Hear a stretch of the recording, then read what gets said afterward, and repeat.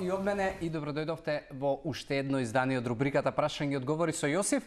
Д. Спаскова и прашува зошто после ручек имам потреба за благо и како да се справам со тоа.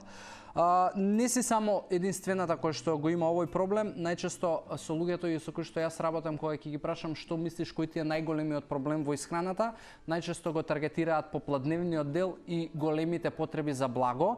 И кај повеќето од луѓето после ручек или се јавува потреба за благо, или за грицки, или можеби се јавува потреба за преспивање, после кое што се јавува потреба за благо, што во принцип не би требало да го има и е тотално нелогично.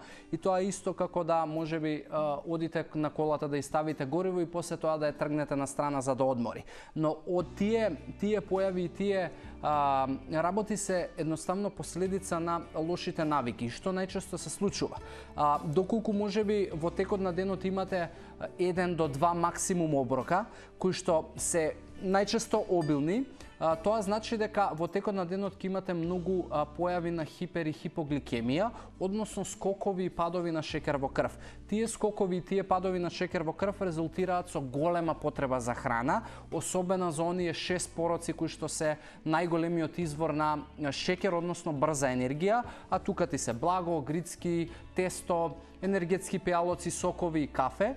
И многу луѓе после ручек го чувствуваат тоа е затоа што за ручек најчесто се прејадуваат од причина што доаѓаат прегладнети, има огромен скок на шекер во крв, после кој што има голем пат на шекер во крв и имаат потреба или за преспивање или повторно за нов стимуланс, односно за благо.